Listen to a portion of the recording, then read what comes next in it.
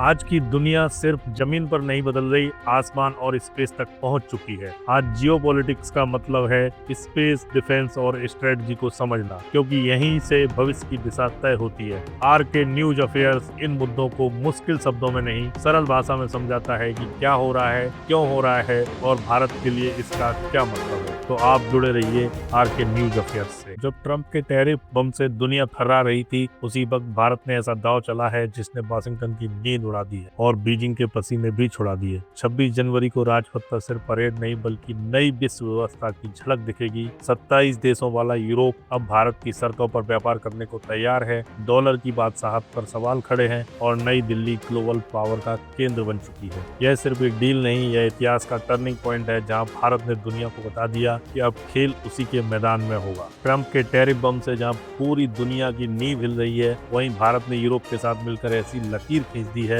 जिसे पार करने से अब अमेरिका भी 100 बार सोचेगा। डॉलर की दादागिरी पर अब सवालिया निशान लग चुका है। नई दिल्ली में इतिहास रचने वाला मंच सजने जा रहा है, जहां 27 देशों वाला यूरोप भारत की शर्तों पर व्यापार करने को बेचैन दिख रहा है। 26 जनवरी को राजपथ पर सिर्फ परेड नहीं होगी, बल्कि दुनिया को एक साफ संदेश जाएगा कि ग्लोबल गेम अब बदल चुका है। यूरोप के दो सबसे बड़े बॉस मोदी के मेहमान होंगे और चीन पाकिस्तान के सारे मंसूबों पर पानी फिरता नजर आएगा। जिसे दुनिया मदर ऑफ ऑल डील्स कह रहा है, उस पर अब आखिरी मोहर लगने वाली है। मंदी के इस दौर में भारत ने कुबेर का खजाना खोल दिया है और ग्लोबल मार्केट का नक्शा रातों रात बदलने वाला है। दोस्तों, इस वक्त दुनिया की घड़ी की सुइयां दिल्ली के टाइम जोन से मिलाई जा रही हैं। वजह साफ है, अगले 48 घंटों में भारत की राजधानी में कुछ ऐसा होने वाला है जो पिछले 50 वर्षों में कभी नहीं हुआ। पूरी दुनिया अमेरिका के नए राष्ट्रपति डोनाल्ड ट्रंप के टैरिफ अजीब अजीब फैसलों से जूझ रही है। बड़ी बड़ी अर्थव्यवस्थाएं हाँप रही हैं, लेकिन ठीक उसी समय भारत ने ऐसा मास्टर स्ट्रोक चलाया जिसने व्हाइट हाउस की दीवारों तक को हिला दिया है। यह खबर किसी जंग के मैदान से नहीं आई, बल्कि कूटनीति के उस बंद कमरे से आई है जहां भारत ने यूरोप के 27 देशों को एक साथ लिया। यह कोई मामूली ट्रेड डील नहीं है,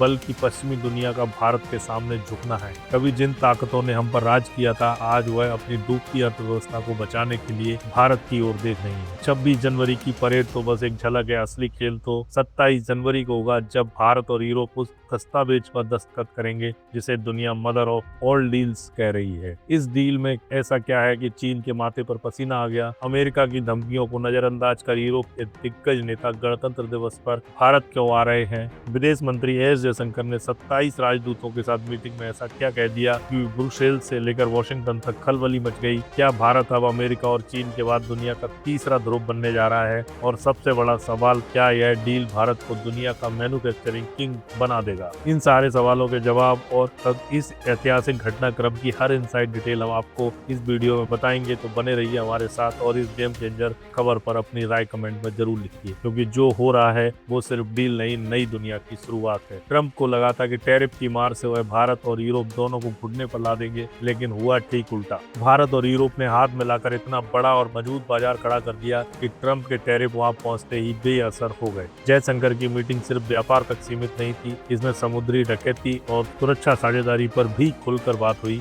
मतलब साफ है कि हिंद महासागर से लेकर लाल सागर तक जहां जहां अस्थिरता और समुद्री लुटेरों का खतरा है, वहां अब भारत और यूरोप की नौसेनाएं कंधे से कंधा मिलाकर तैनात रहेंगी। यह सीधे सीधे चीन की नौसैनिक दादागिरी को खुली चुनौती है। भारत ने यूरोप को साफ संदेश दे दिया है कि सुरक्षा हो या सप्लाई चेन, हर मोर्चे पर हम भरोसेमंद साथी हैं। अब जरा समझते हैं जिस मदर ऑफ ऑल डील्स की चर्चा हो रही है, वह आपके हमारे यानी आम भारतीय के लिए इतनी अहम क्यों है? आज पूरी दुनिया मंदी की आहट सुन रही है, नौकरियां जा रही हैं, कंपनियां बंद हो रही हैं, लेकिन इस डील के बाद भारत में रोजगार की सुनामी आ सकती है। यूरोप की बड़ी बड़ी कंपनियां जो अब तक चीन में फैक्ट्रियां जमाए बैठी थी, वहां से बोरिया बिस्तर समेटने को तैयार हैं। वजह साफ है, चीन में उनका पैसा डूब रहा है और अमेरिका हर दिन नए नियमों से डराने में लगा है। ऐसे में भारत उनके लिए सबसे सुरक्षित और भरोसेमंद ठिकाना बन गया है। इस समझौते का एक बड़ा पहलू लोगों की आवाजाही से जुड़ा है, यानी भारतीय छात्रों, IT प्रोफेशनल्स और स्किल्ड वर्कर्स के लिए यूरोप के दरवाजे और चौड़े होंगे। जो वीजा पहले महीनों में मिलता था, वह अब हफ्तों में मिलेगा। जयशंकर ने राजदूतों से दो टूक कहा कि लोगों के बीच संपर्क बढ़ाना भारत की प्राथमिकता है। सोचिए, एक तरफ अमेरिका वीजा नियम सख्त कर रहा है, H1B पर कैंची चला रहा है, दूसरी तरफ पूरा यूरोप भारतीय युवाओं को खुली बाहों से बुला रहा है। यह मोदी सरकार की उस दूरदर्शी कूटनीति का नतीजा है जिसने अमेरिका के विकल्प के तौर पर यूरोप का दरवाजा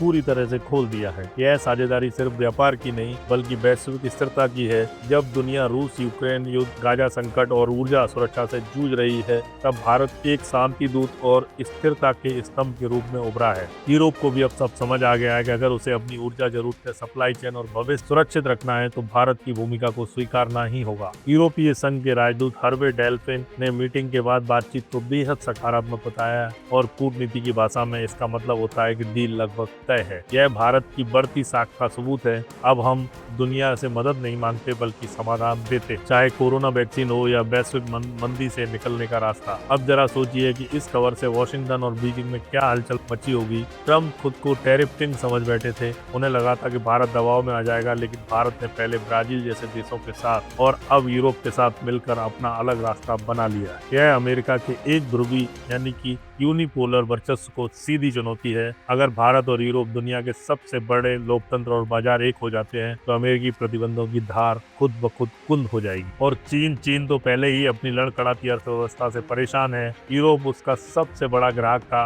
अब अगर वही ग्राहक भारत की तरफ रुख कर लेगा तो चीन के गोदामों में पड़ा माल कौन खरीदेगा। भारत ने बेहद चालाकी से चीन की बेल्ट एंड रोड इनिशिएटिव की हवा निकाल दी है। यूरोप के साथ मिलकर India middle east Europe corridor पर काम इसी रणनीति का हिस्सा है। जयशंकर का यह फॉर्मूला दुश्मन से नहीं, उसके दोस्तों से दोस्ती पूरी तरह काम कर गया। 27 जनवरी को जब इस समझौते पर साइन होंगे तो यह सिर्फ स्याही नहीं होगी बल्कि नए भारत के भविष्य की लकीर होगी। यह डील अगले 25 सालों के लिए भारत को आर्थिक रूप से अजेय बना सकती है। अमेरिका देखता रह जाएगा और भारत यूरोप के साथ मिलकर विकास की नई इबारत लिखेगा। किसानों से लेकर स्टार्टअप, छात्रों से लेकर युवाओं तक यह समझौता अवसरों का ऐसा पिटारा खोलेगा जिसकी मिसाल कम ही मिलेगी। अस्थिर दुनिया में भारत अब स्थिरता का वह जहाज बन चुका है जिस पर सवार होने को पूरी दुनिया उतावली है। मोदी का विजन और जयशंकर की कूटनीति, इस जोड़ी ने भारत को उस मुकाम पर पहुंचा दिया है जहां से आगे सिर्फ आसमान है। अब आपकी बारी। आप क्या सोचते हैं कि क्या यह डील भारत को सुपर पावर बनाने की दिशा में सबसे बड़ा कदम साबित होगी और क्या अमेरिका अब अपनी टैरिफ नीति पर दोबारा सोचने को मजबूर होगा? अपनी राय नीचे कमेंट बॉक्स में जरूर लिखिए। आपकी राय हमारे लिए महत्वपूर्ण है। अगर आप खबरों से आगे जाकर रणनीति को समझना चाहते हैं, अगर आप जानना चाहते हैं कि स्पेस, डिफेंस और ग्लोबल पावर भविष्य को कैसे आकार दे रहे हैं, तो आरके न्यूज अफेयर्स से जुड़िए।